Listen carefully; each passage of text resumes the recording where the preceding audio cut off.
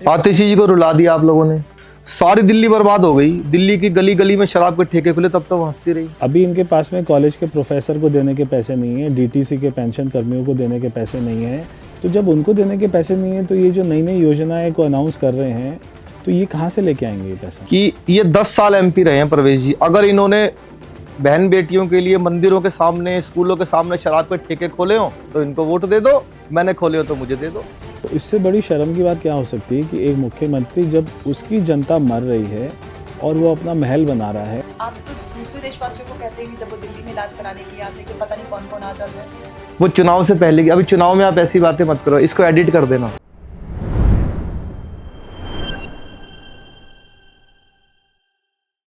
जय हिंद, नमस्कार, मैं अंबर जैदी स्वागत करती हूँ आप सबका एक बार फिर से आज के बहुत खास कार्यक्रम में। और आज का कार्यक्रम बहुत खास होने वाला है क्योंकि हम सब जानते हैं कि दिल्ली में विधानसभा चुनाव नजदीक है और चुनावी जो सरगर्मी है वो बहुत ज़्यादा तेज हो चुकी है। और इस चुनावी लड़ाई के दो दिग्गज खिलाड़ी हमारे साथ हैं। पहले मेहमान हमारे हैं प्रवेश साहिब सिंह वर्मा जी, जो कि नई दिल्ली से चुनाव लड़ने वाले हैं। और साथ ही साथ हमारे साथ हैं केजरी बवाल, जिनको हम देख चुके हैं और हमारे कार्यक्रम पे पहले भी तशरीफ ला चुके हैं। दोनों का बहुत बहुत स्वागत करती हूँ। प्रवेश जी, बहुत बहुत स्वागत है आपका। बहुत बहुत धन्यवाद।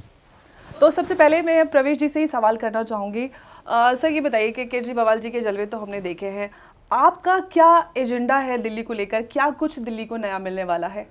हमारी दिल्ली में सरकार बन रही है अगले महीने 8 फरवरी को। तो मेरा जो है दिल्ली को लेके एक सपना ये है कि मैं हमेशा सोचता हूँ कि हमारे दिल्ली में एक जो है यमुना मैया रहती है और वो यमुना मैया बहती है 28 किलोमीटर तक। तो जब वो दिल्ली आती है तो बिल्कुल ही मैली हो जाती है। आज तक की सरकारों ने कोई काम नहीं किया, हजारों करोड़ रुपए खर्च कर देते हैं मगर सफाई नहीं होती है, कहाँ पर जो है पैसा खर्च हो जाता है मालूम नहीं पड़ता है। तो मैं जब भी वहाँ पे गुजरात जाता हूँ मैं देखता हूँ साबरमती रिवर फ्रंट, तो वहाँ पे मोदी जी ने पहले वो भी ऐसे ही होता था, उसके बाद में कितना अच्छा किया। और आज वहाँ पे पूरा गुजरात जो है वहाँ पे खाना खाने के बाद में रात को टहलने जाता है, सुबह जाता है, जो भी अहमदाबाद जाता है। तो मेरी इच्छा है कि एक बार हमको ये मौका मिले तो मेरा सपना है कि मैं भी यमुना मैया को पूरा साबरमती रिवर फ्रंट जैसे करूं। और इसमें मेरा ये भी योजना है कि सरकार का एक भी रुपया खर्च नहीं होगा। तो मेरे पास में एक ऐसा प्लान है कि जो हमारी सरकार बनेगी, क्योंकि हज़ारों करोड़ का प्रोजेक्ट होगा, तो इसमें सरकार का एक भी रुपया खर्च नहीं होगा। मेरे पास में ऐसा भी प्लान है। और वहाँ पे एसटीपी प्लांट लगाने पड़ेंगे, वाटर ट्रीटमेंट प्लांट लगाने पड़ेंगे। उसके बाद में जितना भी इंडस्ट्रियल एरिया का कूड़ा करकट वहाँ पे केमिकल गिरता है उसको पहले ट्रीट करके उसके बाद में वो जाए वहाँ पर। और वहाँ पे दोनों घाटों को पक्का करके पूरे 28 किलोमीटर तक वहाँ पे 5 लाख जो है आयुर्वेदिक पेड़ लगाएंगे। पूरे चिड़ियाघर को भी वहाँ पर लेकर जाएंगे ताकि लोग वहाँ पे टहलते हुए, तो वहाँ पे बोटिंग भी होगी, वहाँ पे जो है राइड्स भी होंगी, वहाँ पे चाट पकौड़ी भी होंगी। तो एक अच्छा, ताकि दिल्ली के पास में आज कोई भी करने को कुछ नहीं है, लोग जाते हैं ऑफिस में, आ जाते हैं, सो जाते हैं, तो कहीं घूमने की अच्छी जगह नहीं है। तो एक कोई ऐसी जगह बनेगी जहाँ पे पूरा देश आके जो है उसको देखा करेगा। तो ये मेरा सपना है दिल्ली को लेके, जो मेरा सबसे बड़ा सपना है। अगर मैं ये पूरा कर पाऊँगा तो मैं जो अपने आप को बड़ा सौभाग्यशाली मानूंगा। बहुत ही खूबसूरत सपना। और मैं दिल्ली वासी हूँ और बचपन से मैंने एक तो कूड़े का पहाड़ और एक जो यमुना, इनफैक्ट गूगल मैप पे भी जब हम दिल्ली में यमुना एंटर होती है और नाले में कैसे कन्वर्ट होती है वो साफ गूगल मैप पे भी नजर आता है। हमारे साथ केजरी बवाल जी हैं। केजरी बवाल जी, आपसे सवाल, सबसे पहले तो आपका बहुत स्वागत है। और जय श्री राम, जय श्री राम। जय श्री राम। ये चुनाव के समय चुनाव आ रहा है जी। तो आपका तो हमने 10 साल देखा, और 10 साल से पहले जो आप, सबसे पहले तो आपने जो शुरुआत की थी, आपने कहा था कोई राजनीतिक उद्देश्य नहीं है, फिर आपका राजनीतिक उद्देश्य भी आया, आप राजनीति में भी एक तो आप सवाल को भटका रहे हैं, लंबा कर रहे हैं। मैं आपको बताता हूँ, इन्होंने कहा है कि यमुना मैया साफ होनी चाहिए, हमने वही कदम उठाया। आप दिल्ली के वोटर का सवाल सुनिए। दिल्ली का वोटर मुझे सुनना चाहता है, पहले सुनो। मैं भी तो दिल्ली की वोटर। यमुना मैया को हमने साफ कर दिया था। हमने इतने शराब के ठेके खोले कि यमुना की बदबू कम हो जाती, शराब की ज्यादा आती। इन्होंने खुलने नहीं दिए ठेके। आपको तो इनसे डर लग रहा है, आपने कहा है कि प्रवेश वर्मा को रोका जाए चुनाव लड़ने से। ये दिल्ली में प्रवेश करना चाहते हैं तो मेरा तो फर्ज बनता है इनको रोकने का। आप इनसे सवाल पूछो कि इन्होंने 10 साल में कितने ठेके खुलवाए सांसद रहते हुए। मैंने खुलवाए, पूछ लो, आप सामने बैठे हैं, एक भी रिकॉर्ड हो तो बताओ। मैंने 900 खुलवाए हैं, 900 दिल्ली की बहन बेटियों के लिए ठेके, पिंक ठेके खुलवाए हैं। इन्होंने तो आदमियों के लिए नहीं खुलवाए। अब मेरा सवाल आपसे, मैं सवाल की जा सकता है? सवाल कर लो, आप सवाल कर लो। केजरीवाल जी, मैं दिल्ली की वोटर हूँ और मैं जब छोटी थी तो मैंने दिल्ली में जो पहाड़ कूड़े के नज़र आते हैं तो मैं सोचती थी कि वाकई में पहाड़ है।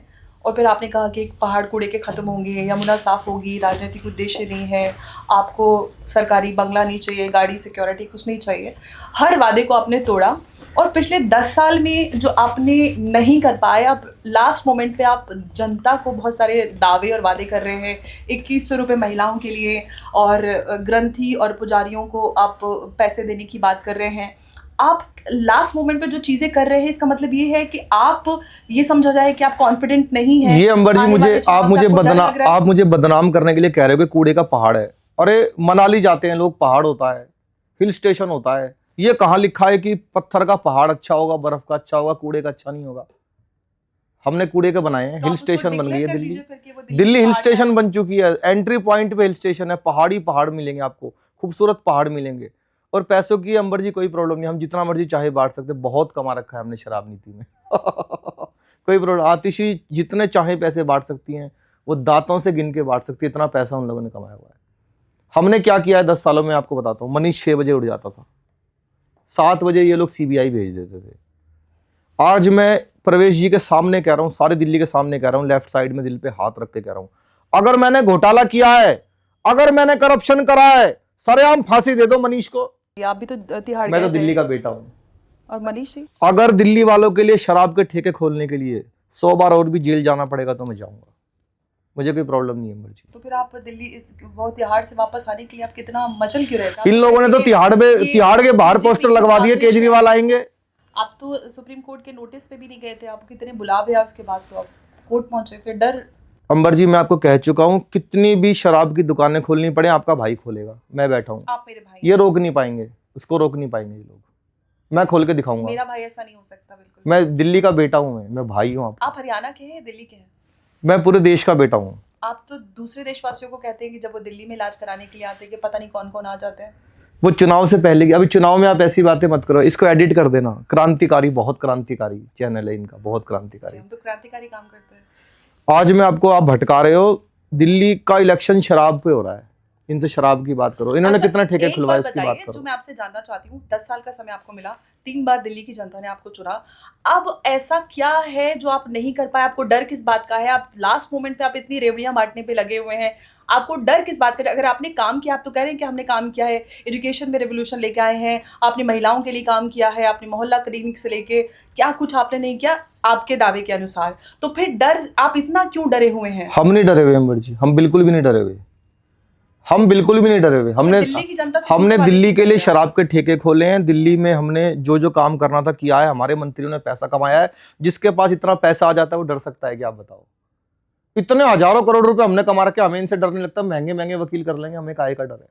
कोई प्रॉब्लम नहीं आपको है। डर इस बात का नहीं लगता कि बीजेपी दिल्ली में आएगी तो विकास हमने करेगी? कुर्बानी दी है, संजय आपके गंजे दोनों पिंक जेल में ठेके- गए हैं। आपके पिंक ठेके बंद हो जाएंगे। ये लोग करवाना चाहते हैं, सारी दिल्ली देख ले, ठेके खुलवाना चाहते हो तो मुझे वोट दे दो, और बहन बेटियों के लिए ठेके बंद करवाने तो इनको चुन लो, आपकी इच्छा है, हमें कोई प्रॉब्लम नहीं है। ये तो दिल्ली डिसाइड करेगी अंबर जी, आपके चैनल पे डिसाइड नहीं होएगा, जी बिल्कुल, चैनल पे डिसाइड नहीं होता। मैं प्रवेश जी से सवाल पूछ रहे थे। प्रवेश जी, अरविंद केजरीवाल जी जब चुनावी राजनीति और जब राजनीति में आने से पहले जो एक माहौल बना रहे थे, तो उनका दावा था कि हमारा कोई राजनीतिक उद्देश्य नहीं है, और फिर जब उन्होंने माहौल बनाया तो उसमें जो प्राइम था वो महिला सुरक्षा को लेकर इन्होंने कहा था कि हम महिलाओं के लिए दिल्ली में ये करेंगे वो करेंगे सुरक्षा को लेकर, लेकिन वो कुछ होता हुआ नजर नहीं आया। अगर खासतौर से महिलाओं की सुरक्षा को लेकर दिल्ली में बात की जाए तो आप किस तरह से महिलाओं को लेकर कार्य करने वाले हैं? मैं पैसों की बात नहीं कर रही हूँ, मैं सुरक्षा के हवाले से बात कर रही हूँ। मैं जब से अरविंद केजरीवाल को टीवी पे देखना शुरू किया था, अगर मैं डे 1 से बात करूं तो पहले दिन से ही उन्होंने दिल्ली के साथ में झूठ बोला। उस समय झूठ नहीं लगता था, आज हम उन बातों को याद करते हैं तो हमें लगता है झूठ, क्योंकि उन्होंने कहा था मैं राजनीति नहीं करूँगा, सबसे पहले से वो शुरू करते थे, मैं कोई राजनीतिक पार्टी नहीं बनाऊँगा, कभी चुनाव नहीं लड़ूंगा। वो उन्होंने झूठ बोला, जो हमें आज पता लगा कि वो उस समय ऐसा जो बोलते थे झूठ बोलते थे।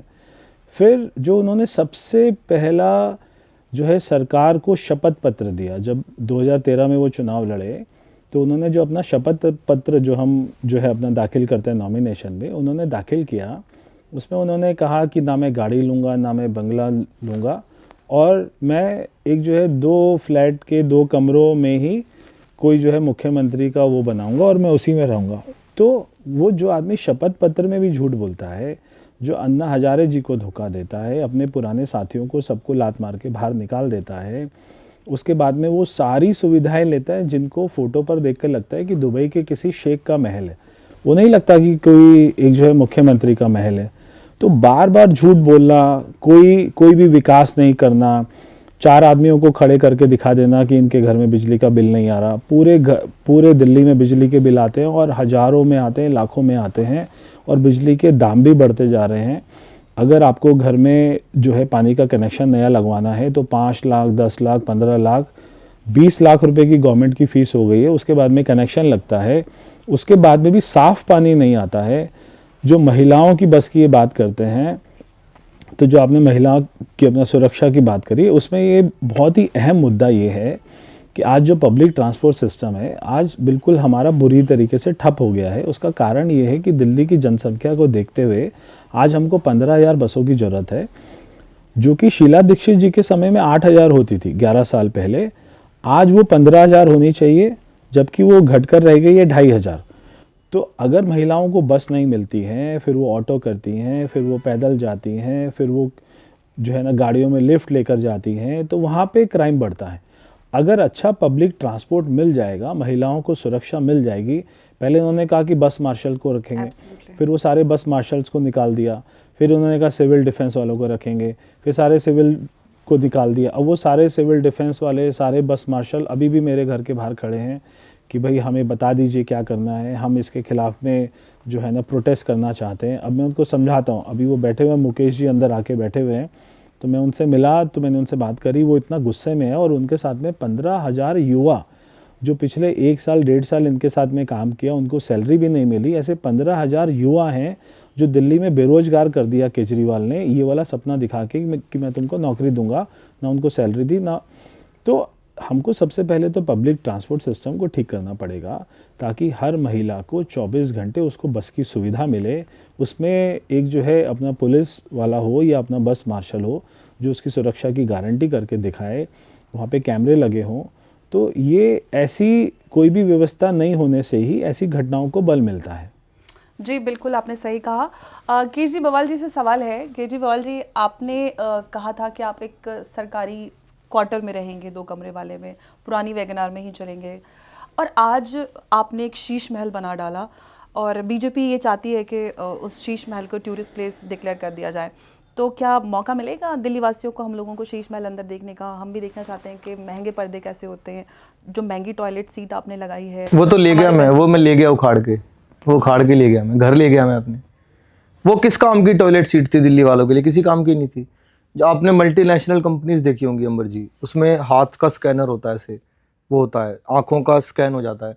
तो वो टॉयलेट सीट पे तो मेरी बॉडी स्कैन हुई थी, वो किसी और के काम की नहीं थी, वो मैं ले गया उखाड़ के। इन लोगों का वो सीट चाहिए, सोने लगी हुई, क्या करेंगे बताओ ये लोग? तो ये तो कह रहे हैं कि उसको टूरिस्ट प्लेस डिक्लेयर कर दिया जाए। कर देना चाहिए इसको टूरिस्ट प्लेस। मैं तो रहानी सीएम, आतिशी से पूछ लो। लेकिन आप तो कह रहे हैं कि आप ही बनेंगे सीएम अगले। सीएम अगला मैं बनूंगा अगर आतिशी चाहेगी तो। अभी तो आतिशी नहीं चाह रही, ये नहीं चाह रहे, कोई नहीं चाह रहा, आप भी नहीं चाहते। सच्चाई तो आपके मन में यही है कि मैं ना बनूं। चुनावी मैदान में प्रवेश जी और आप एक साथ उतरे हुए हैं, और आपने ताज़ा जो दावा किया है, आप इतना डर गए कि आपने कहा है कि जाटों को ओबीसी आरक्षण का समर्थन आप करेंगे। लेकिन जो ये गलत किया है मेरे साथ, ये गलत किया है, गठबंधन में जो आपकी क्योंकि जाट खाट खड़ी कर पार्टी देता है। एक समाजवादी पार्टी, जब दंगे हुए थे, मुजफ्फरनगर दंगे, वहाँ पर जाटों को मारा गया था, हिंसा हुई थी, आप उनके समर्थन में, तो ये दोहरी राजनीति कैसे कर रहे हैं? ये दोहरी राजनीति तो ये कर रहे हैं। अच्छा भला इलेक्शन लड़ रहा था मैं, क्या जरूरत थी इनको लाके मेरी छाती पे बिठा दिया? ये सारे बिठा दिए मेरे सर पे, पूरी बाहरी दिल्ली मेरे सर पे आके बैठ गई। ये तो जाट मेरी खाट खड़ी कर देंगे, मुझे पता है। तो मैं क्या करूं, अपनी खाट खड़ी करवा लूं? जाटों से मतलब तो मैं डरूंगा नहीं, इनसे क्या करूंगा बताओ? आप तो कहते हैं कि आपने बहुत काम किया, आपको कोई हटा ही नहीं सकता। हमने शराब के ठेके खोले हैं, लेकिन इनको मेरे सामने लाके गलत किया है। क्यों? क्योंकि ये बहुत मजबूत नेता है, इनका बेस बहुत, ये तो साहिब सिंह जी की विरासत है, मेरे पास तो कुछ भी नहीं है। आपके पास संजय गंजे है मेरे पीछे, तो संजय और गंजे है, उनके भरोसे बैठा हुआ मैं। आप मुझे बताओ मैंने गलती क्या कर दी? अगर इस आपने कहा कि इन्होंने कहा कि बस मार्शल्स को सैलरी नहीं मिलती, वो नहीं मिलता, मैं मानता हूं कि नहीं मिलती। मैंने उनको शराब पिलाई है, शराब पी के सो जाएगा वो, तनख्वाह ही नहीं मांगेगा, सैलरी नौकरी कुछ नहीं मांगेगा वो। सारा सोल्यूशन शराब का है अंबर जी, ये इनको समझ में नहीं आता। अब ये पता नहीं क्या चाहते हैं मेरे सर पे आकर। मैं नई दिल्ली से विधायक बनना चाहता हूँ, ये पूरी दिल्ली को नहीं बनाना चाहते हैं, इतना ही फर्क है बस दोनों के अंदर। एक सवाल आपसे है मेरा, बहुत पूछ लो, सीरियस सवाल है। पूछ लो। आपने अभी बीते दिनों दो स्कीम अनाउंस किए। एक तो आपने कहा कि महिलाओं को 1100 रुपए देंगे, और आपने कहा पुजारियों और ग्रंथियों को भी सैलरी 2100 रुपए दूंगा मैं, 2100 रुपए। जी जी हाँ, जी। 2100 रुपए, पहले 2100 1100 बोला दूंगा, था ना हाँ। आपने। तो वो मैं पूरा नहीं कर पाया था, तो मैंने कहा डबल दे देते हैं जी इनको। जी हाँ, पता नहीं अगर कैसे जिताएंगे तो दे देंगे। नहीं, सवाल सुन लीजिए। और सवाल ये है कि आपने इमामों को सैलरी दी नहीं, वो बेचारे दर दर भटक रहे थे कि हमारी सैलरी दे दीजिए, पेंडिंग पड़ रही है। प्लस युवाओं की बात की जिनकी 15,000 की सैलरी पेंडिंग है। तो आप ये जो नए वादे कर रहे हैं, आप अभी क्योंकि आप तो अभी सत्ता में है, तो अभी आप क्यों पूरे नहीं कर रहे? आप अगले में आएंगे तो फिर देंगे, तो फिर मैं आपको बताता हूँ अंबर जी, मेरा कोई इमामों से कोई लेना देना नहीं है, मैं सनातन हिंदू हूँ। आपको लगता होगा कि मैं एक सेकंड टॉपिक गिर गई मेरी, सॉरी। हाँ, वो अंदर वो वाली भी है। तो अभी तक मुझे लगता था कि इमामों के भरोसे काम चल जाएगा, लेकिन ये तो सारे हिंदुओं को इन्होंने एक कर दिया, एक रहेंगे सेफ रहेंगे कर दिया। तो मेरा भी सेफ होने का अधिकार है, तो मैंने जो सेफ में जमा किया हुआ है, मैं चाहता हूँ थोड़ा उनको दे दें। ये लोग देना नहीं चाहते, अभी नहीं दे सकता मैं आश्वासन दे सकता अगर हूँ। आपकी जो भावनाएं है या आपकी जो इच्छा शक्ति है वो वाकई में प्योर है, आपकी इंटेंशंस है, तो आप वो अभी दे सकते हैं। आपके पास तो अधिकार है, आप अभी क्यों नहीं दे देते उनको पैसा? अंबर जी, अभी मन नहीं करता देने का, मन करता है तीसरी बार जिताएं तो हम इसका दें। मतलब ये है कि आप जो दावे करते हैं, काम किए हैं आपने दिल्ली में, आपने जो शिक्षा को लेकर आप कहते मैं हैं पढ़ा लिखा आदमी हूँ, शिक्षा का सिस्टम आज तक पूरी धरती के ऊपर, प्रवेश जी बता दें कोई ऐसी सरकार आई हो जिसने शिक्षा मंत्री को दारू मंत्री बनाया तो बता दो। ये एजुकेशन का सिस्टम है। हम लोग जेल क्यों गए? क्योंकि वो शिक्षा मंत्री फेल हो गया। 2 बोतल प्लस 2 बोतल 4 होती हैं, मल्टीप्लाई करना भूल बीजेपी गया डरी वो। हुई है आपके विकास कार्यों से, इसलिए आपको जेल में फेंकना चाहती है। ये डरे हुए तभी इन्होंने भेजा इनको, ये चाहते नहीं है। इनको लगता है कि सारी दिल्ली शराब पीने लग जाएगी तो इनको कोई वोट ही नहीं देगा। ये लोग इन्होंने बंद करवा दिया सारा सिस्टम। अब आप मुझे बताओ मैं क्या कर सकता हूँ? मैंने कोई गलत काम तो जी, नहीं मैं किया? पूछ लेती हूँ ये आपको इनसे पूछना चाहिए अंबर जी कि जो ये वायदा दिल्ली में कर रहे हैं, पंजाब में ये 2 साल पहले वायदा करके आए थे कि 1000 रुपये हर महिला को देंगे। जी, अब तक वहाँ तो पर मिला इन्होंने 2 साल से नहीं दिया, तो जब वहाँ पे नहीं दिया तो यहाँ पे कैसे देंगे? और यहाँ पे वो जो ना ऐसे भी नहीं दे सकते, क्योंकि दिल्ली का बजट इनके कार्यकाल में 7,000 करोड़ रुपए Absolutely. माइनस में चला गया। बिल्कुल deficit तो था। अब अभी इनके पास में कॉलेज के प्रोफेसर को देने के पैसे नहीं है, डीटीसी के पेंशन कर्मियों को देने के पैसे नहीं है, जो हमारे सारे भाई हैं अपना सिविल डिफेंस वाले, बस मार्शल, इनको देने के पैसे नहीं हैं।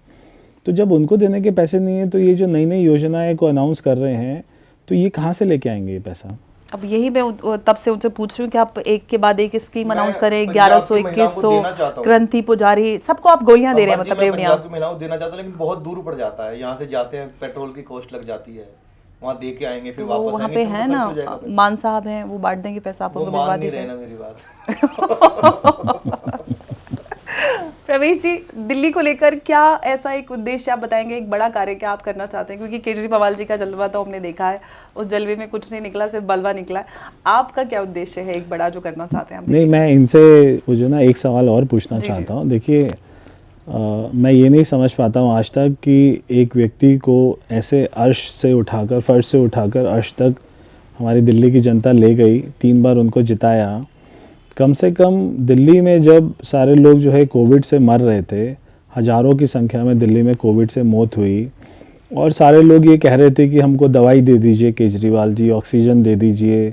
भारत सरकार ऑक्सीजन देती थी, इनके पास में कोई व्यवस्था नहीं होती थी लेने के लिए, कोई हॉस्पिटल नहीं बना पाए। उस समय ये अपना शीश महल बना रहे थे। Absolutely. तो इससे बड़ी शर्म की बात क्या हो सकती है कि एक मुख्यमंत्री, जब उसकी जनता मर रही है और वो अपना महल बना रहा है और वो शराब की पॉलिसी बना रहा है, तो ये वो सारे काम करने में क्यों फेल हो गए जहाँ पे जनता की जान को बचाया जा सकता था?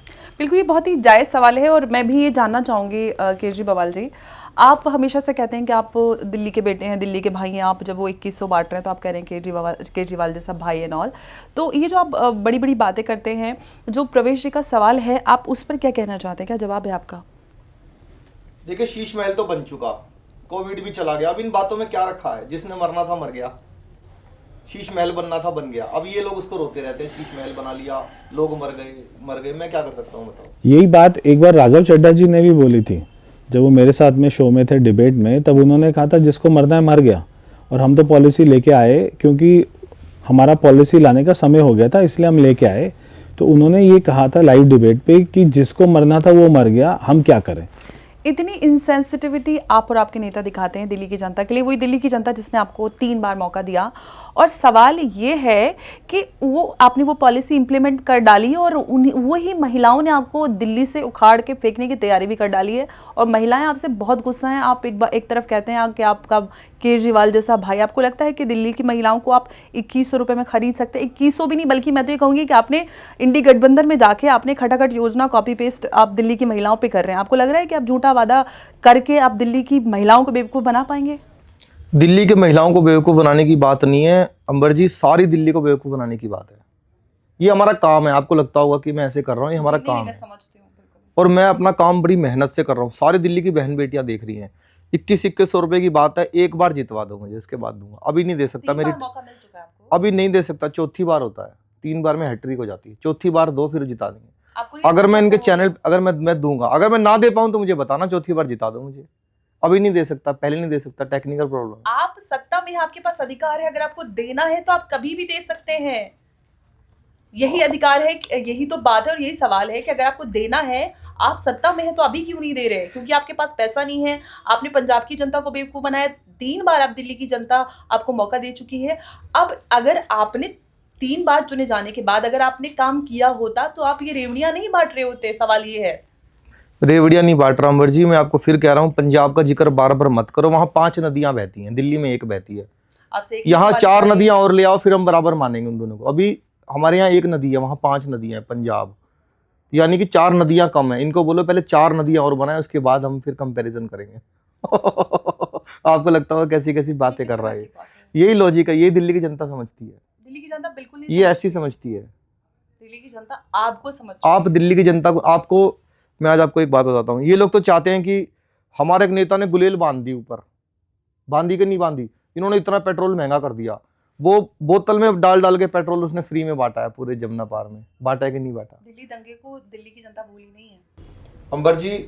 हमने उस कबाड़े से गुलेल बनाई, हमने नए नए हथियार बनाने की ट्रेनिंग दी दिल्ली को। हमने क्या बुरा कर दिया? उस पर ये कुछ नहीं बोलना चाहते। इनसे पूछ लो गुलेल बनी अच्छी लगी थी कि बुरी लगी थी। क्या कहना चाहते हैं प्रवेश जी? अभी जो है अंबर जी, क्या हुआ कि मैं इनसे ये भी पूछना चाहता हूँ, और जो भी आपके दर्शक है उनको बताना चाहता हूँ कि जब इनको तिहाड़ से जमानत पे ये आए बाहर जी, तो आपको ध्यान होगा सुप्रीम कोर्ट ने कहा कि ठीक है हम इनको बेल दे रहे हैं, ना तो ये ऑफिस जा सकते हैं, ना कोई फाइल देख सकते हैं, ना साइन कर सकते हैं। तो सीएम की सारी पावर तो इनकी वैसे ही ख़त्म है, और केस अभी भी चल रहा है। और ये कह रहे हैं कि मैं ये चुनाव लड़ रहा हूँ ईमानदारी के ऊपर में, कि दिल्ली की जनता तय करेगी कि मैं ईमानदार था या नहीं, और मैं बाद में मुख्यमंत्री बनूंगा। अब सुप्रीम कोर्ट कहती है कि आप तो मुख्यमंत्री बन ही नहीं सकते, आपकी सारी पावर तो ऑलरेडी ख़त्म हो गई है, और वो केस अभी आपका कितने सालों तक चलेगा। तो ऐसे दिल्ली की जनता को गुमराह करते हैं ये, और दिल्ली की जनता उसमें फंस जाती है, क्योंकि इनको एक्टिंग बहुत अच्छी करनी आती है, इनको झूठ बहुत जो है अच्छा बोलना आता है, वीडियो बड़ी अच्छी बनाते हैं, अपने बच्चों की कसम भी खा लेते हैं, अपनी नानी की भी बात करते हैं। मेरे पास आपके लिए एक सवाल है, पहले आप बोल लीजिए, फिर मैं आपसे सवाल भी करूंगी इस पर। तो जब हमारा प्रभु श्री राम का मंदिर बन रहा था, तभी अपनी नानी जी को ले आते हैं जी। जब इनको कांग्रेस से जो है हाथ मिलाना था, तो अपने बच्चों की कसम भी इन्होंने तोड़ दी। तो यानी कि ये आदमी सत्ता के लिए सब कुछ कर सकता है, इसको सारे खून माफ़ है, बस इसको सत्ता की भूख है। जो आदमी ने जो है आतिशी जी को मुख्यमंत्री बनाया, महिला मुख्यमंत्री बनी, हमें अच्छा लगा आतिशी को उन्होंने चुना, और उन्होंने अपनी बीवी को नहीं चुना, तो मेरे को ये बात उनकी अच्छी लगी।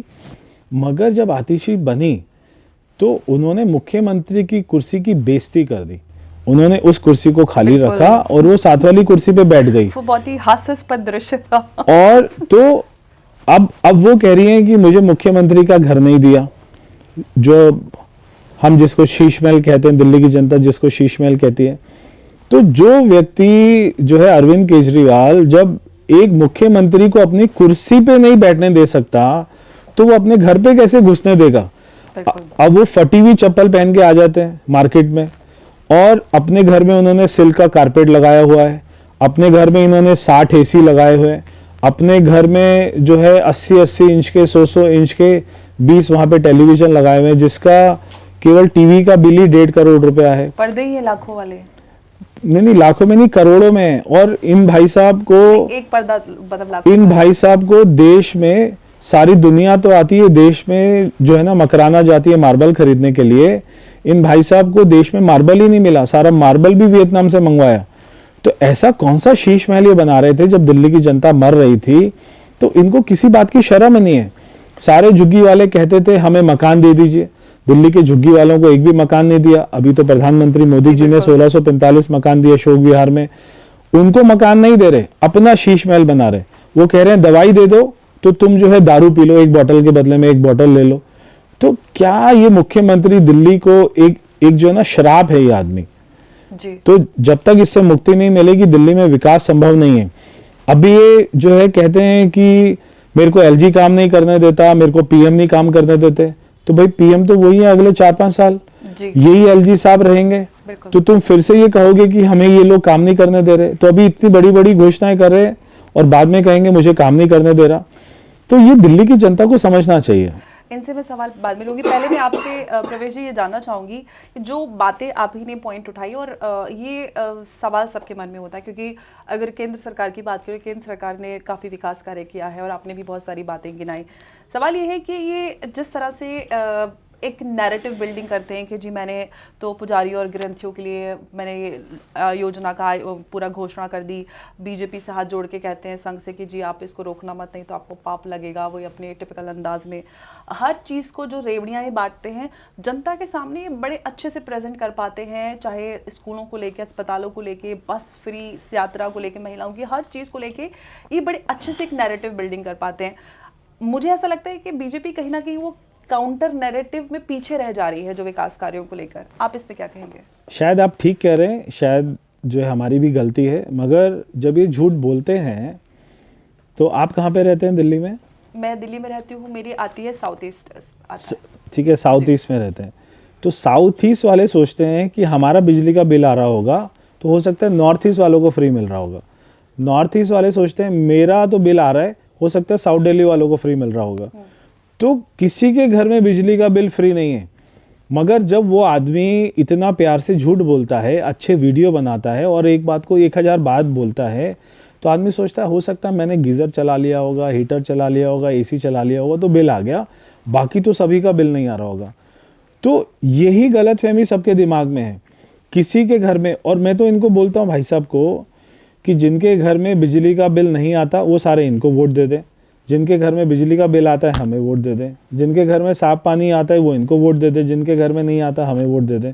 अब मैं तो इन्हीं की बात को बोल रहा हूँ। ये कह रहे हैं मैंने सब कुछ दे दिया, पूरे दिल्ली में दे दिया, तो मैं कह रहा हूँ जिनको सुविधाएं मिल रही होंगी वो इन्हें वोट दे दें, जिनको नहीं मिल रही होगी और जो अच्छी दिल्ली चाहते होंगे वो हमें वोट दे दें।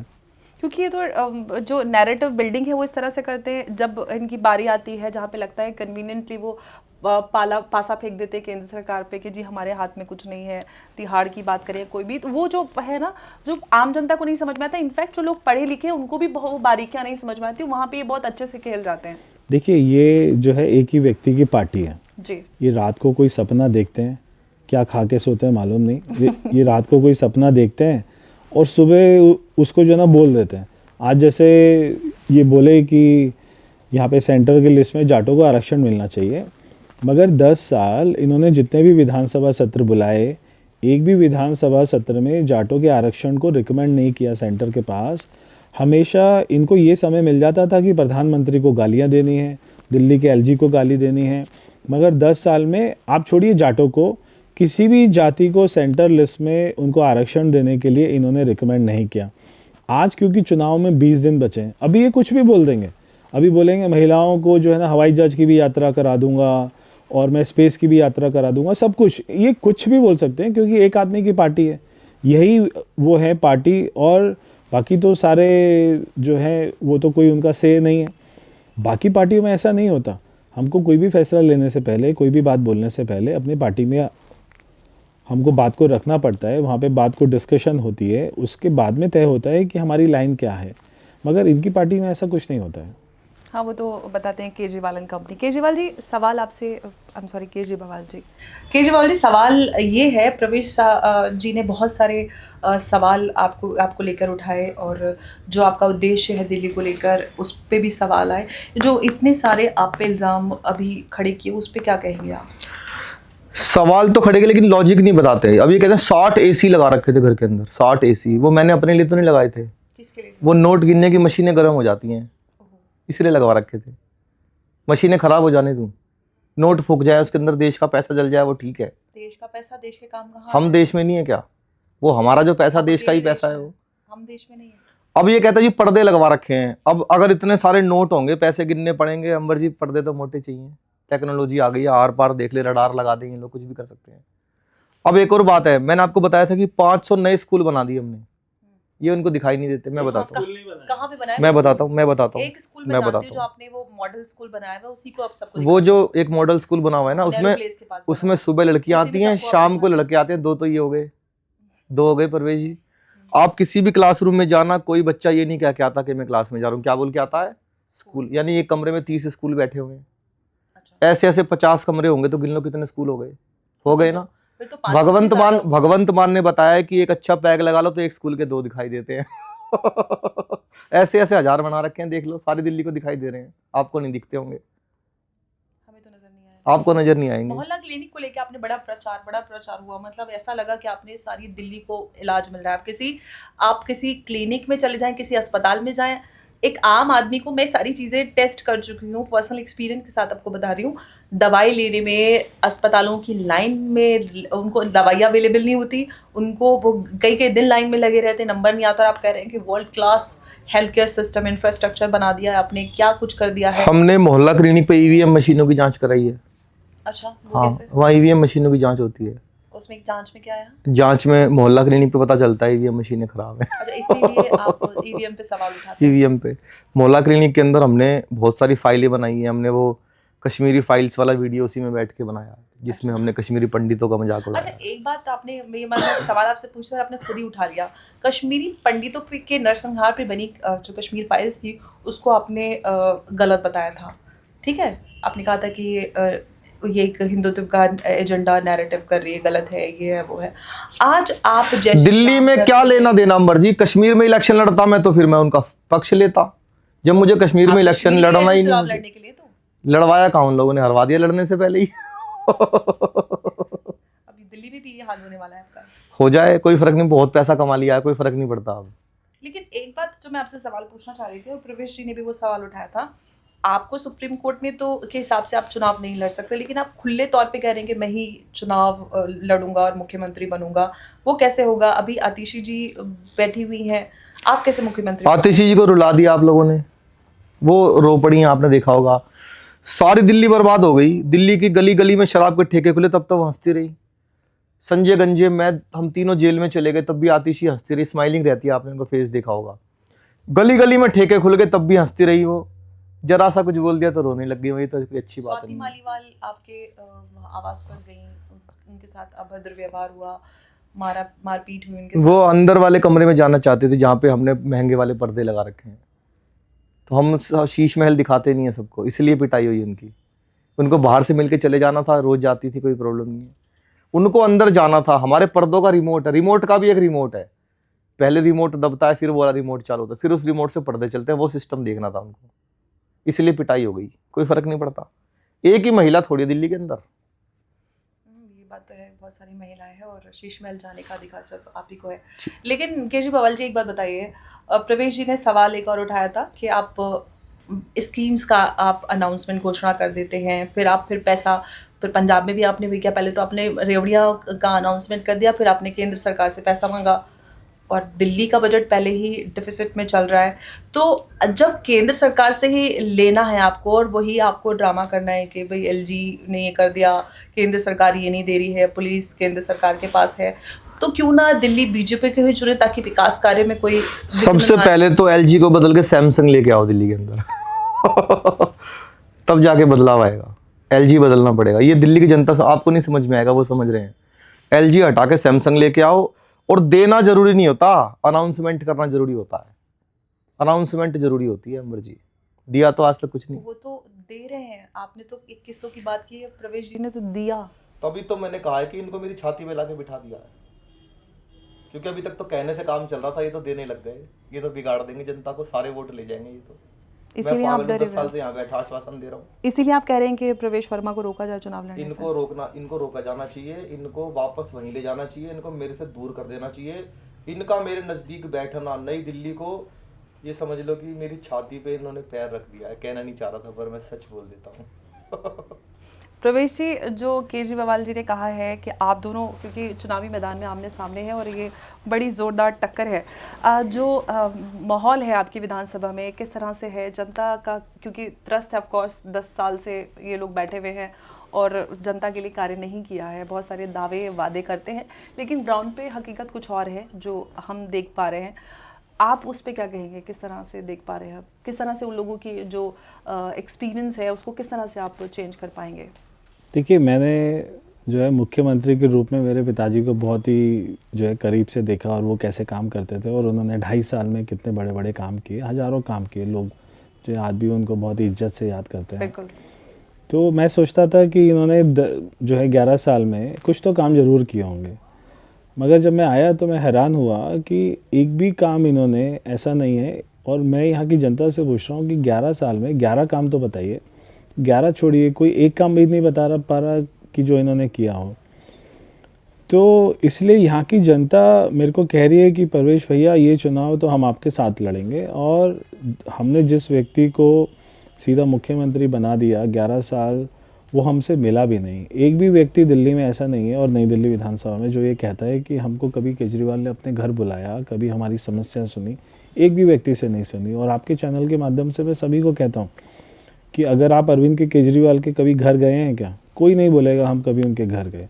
देश के हर जितने भी हमारे मुख्यमंत्री होते हैं, चाहे वो कांग्रेस के हों, किसी भी पार्टी के हों, वो अपने घरों में जनता दरबार लगाते हैं, लोगों को बुलाते हैं, समस्याएं सुनते हैं, अधिकारियों को देते हैं, मगर ये व्यक्ति कभी आज तक दिल्ली की जनता से नहीं मिला। तो मतलब यहाँ के लोगों में बड़ा गुस्सा है।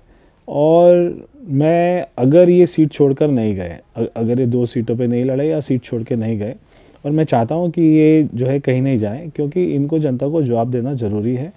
जो इन्होंने 11 साल राज किया तो वो अपना हिसाब मांग रहे हैं, तो इनको कहीं भी नहीं जाना चाहिए। और तो मैं आपको विश्वास के साथ कह सकता हूँ, इस व्यक्ति की दिल्ली में, यहाँ पे नई दिल्ली में जमानत को जो है ना जब्त होगी और वो जनता कराएगी। केजरीवाल जी, क्या इसीलिए आप डरे हुए, इसीलिए 2 सीट से चुनाव लड़ने वाले हैं आप? प्रवेश जी से डर गए कि वो एक तो इन लोगों ने बांग्लादेशियों के वोट कटवा दिए सारे, ये गलत किया है। वो मेरे सपोर्टर थे, मैंने बंगला बनवाया, वो बांग्लादेशी थे। बंगले में आपने तो शीश महल बनवाया। तो इन लोगों ने बांग्लादेशियों के वोट कटवा दिए, इनको एक एक करके देश के बाहर भेज रहे हैं, गलत कर रहे हैं लोग।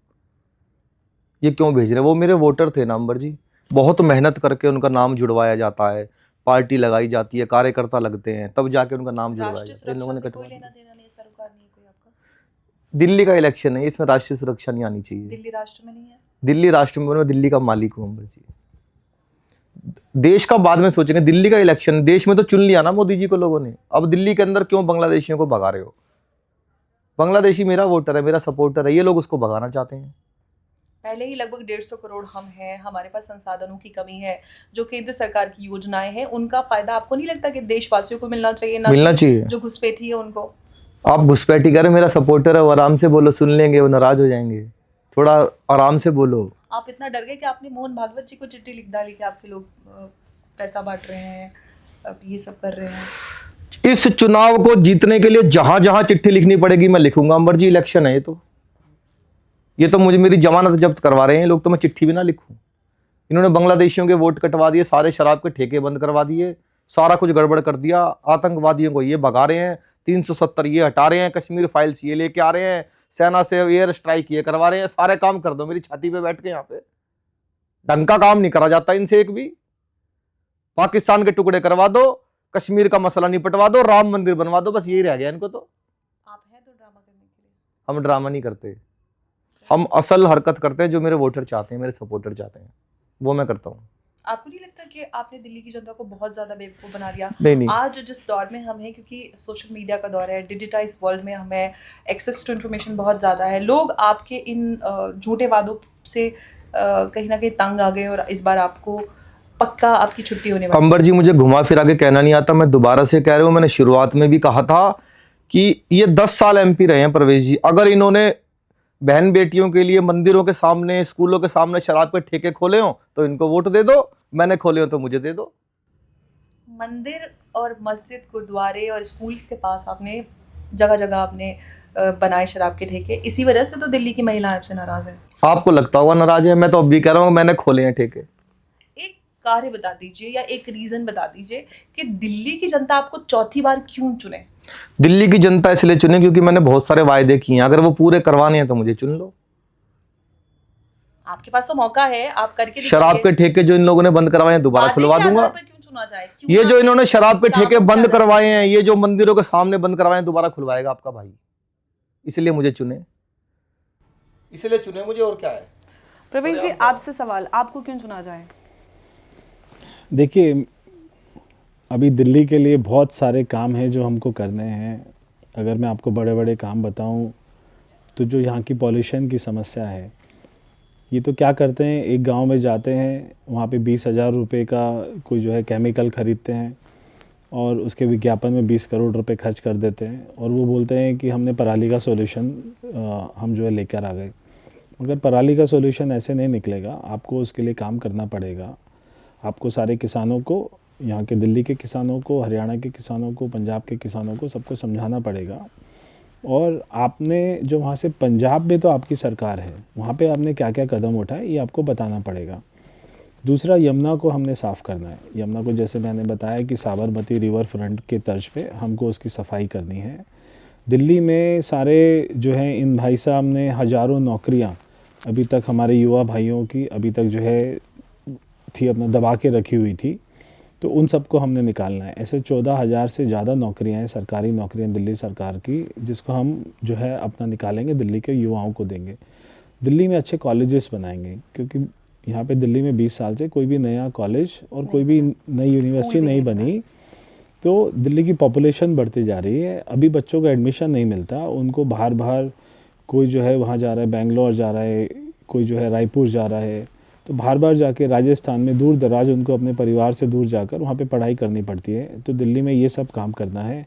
दिल्ली में जो सारे गांव हैं, कॉलोनियाँ हैं, उनमें बहुत ज़्यादा विकास की ज़रूरत है। दिल्ली में सड़कें बनाने की ज़रूरत है, दिल्ली में अच्छे फ्लाईओवर बनाने की ज़रूरत है, दिल्ली में मल्टी लेवल पार्किंग बनाने की ज़रूरत है, क्योंकि दिल्ली में पार्किंग की बहुत समस्या है। तो समस्याओं का अंबार है, मगर दिल्ली में ये सारी समस्याओं को सॉल्व किया जा सकता है अगर यहाँ पे एक कोई संवेदनशील सरकार आए, एक अच्छी नीयत वाली सरकार आए, ईमानदार सरकार आए, तो ये सारे काम हो सकते हैं। दिल्ली का जो बजट है, अब ये भाई साहब कहते हैं कि शीला दीक्षित जी के समय में जो अपना दिल्ली का बजट था 23,000 करोड़ का, मेरे समय में हो गया 70,000 करोड़ का, और मेरी ईमानदारी पे लोगों ने टैक्स देना ज़्यादा शुरू किया। अब कोई भी आदमी, चाहे सरकार जितनी मर्जी ईमानदार हो, अपना टैक्स कौन देता है, कौन अपना टैक्स को बढ़ा कर देता है, कोई नहीं देता। तो अब इन्होंने, तो दिल्ली के लोगों ने सोचा कि हाँ भाई, ये तो ठीक है कि शीला दीक्षित जी के समय में 23,000 करोड़ का टैक्स था, आज की डेट में 70,000 करोड़ का टैक्स आता है, तो ये आदमी तो सही बोल रहा है, तो इतना टैक्स कैसे बढ़ा। मगर कोई आदमी ये नहीं सोचता, और दिल्ली के लोग इस बात को स्टडी नहीं करते कि जीएसटी के बाद में ऐसा हुआ। जब देश में जीएसटी आई तो ना केवल दिल्ली का टैक्स बढ़ा, देश के हर राज्य का टैक्स बढ़ गया, चाहे वो महाराष्ट्र है, चाहे वो बिहार है, चाहे हरियाणा है, चाहे उत्तर प्रदेश है, चाहे राजस्थान है, चाहे मध्य प्रदेश है। हर राज्य के टैक्स को जीएसटी से पहले और बाद का इफेक्ट देखेंगे तो वो जो है सारा टैक्स ही 3 टाइम्स हो गया, 4 टाइम्स हो गया। खाली दिल्ली का नहीं बढ़ा, हर राज्य का बढ़ा। मगर इन्होंने वो जीएसटी की बात नहीं बताई, इन्होंने उसका श्रेय भी खुद ही ले लिया, जो कि भारत सरकार को श्रेय जाता है। तो इनको मालूम है कैसे जनता को गुमराह कर सकते हैं। श्रेय लेने में नंबर 1 है भाई साहब, और जो है गुमराह करने में तो पूरे वर्ल्ड क्लास है। मतलब मैं भी जब देखता हूँ और मैं भी जब इनके भाषण सुनता हूँ और इनकी बातों को सुनता हूँ, तो मेरा भी दिमाग बिल्कुल चक्कर खा जाता है कि यहाँ तक तो हमारी सोच नहीं जाती है, ये आदमी क्या क्या सोचता है, कैसे कैसे झूठ बोलता है और कैसे जनता को गुमराह करता है, और भोली भाली जनता उनकी बातों में आ जाती है। कोई पुजारी को मैं 18,000 दूंगा, ये इतनी बड़ी जो है शर्म की बात है जो वो आज बोल रहे हैं। 11 साल से नहीं बोल रहे थे, आज उनको ग्रंथी की याद आ गई, पुजारियों को याद आ गया। और जिन वो मौलवियों की बात करते थे उनको भी 17 महीने से सैलरी नहीं दी, क्योंकि इन भाई साहब के पास में दिल्ली का बजट ही ख़त्म हो गया है। दिल्ली को ये माइनस में ले गए हैं बिल्कुल। तो आज ये जितने मर्जी बड़े वायदे कर लें, कल को इन्होंने यही बोलना है मुझे पीएम नहीं काम करने दे रहा। बिल्कुल। तो इसलिए मैं जो है दिल्ली की जनता को कहना चाहता हूँ कि बिना झगड़े की सरकार होनी चाहिए। दिल्ली में ऐसी सरकार होनी चाहिए जो केवल काम के ऊपर में फोकस हो।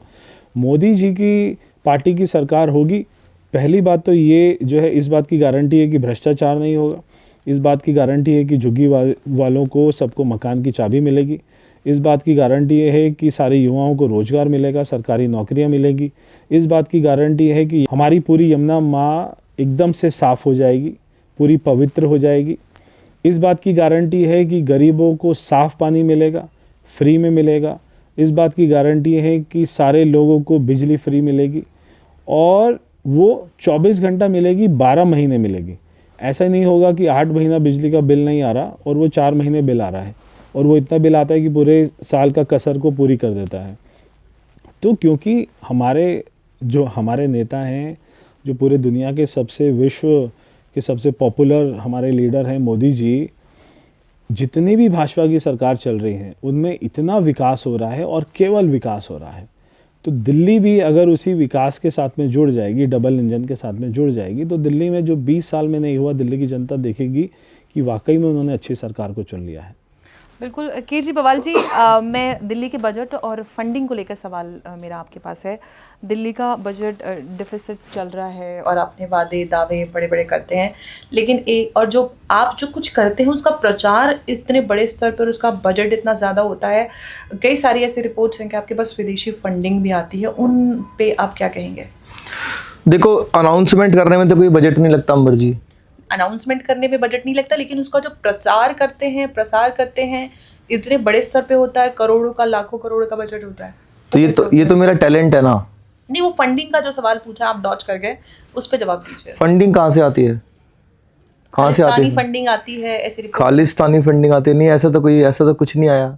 हमने तो शराब से ही कमाया जो कमाया। खालिस्तान कनेक्शन आपका काफी नहीं, हमारा नहीं, अब आप कुछ भी कह लो, हमारा कोई कनेक्शन नहीं है।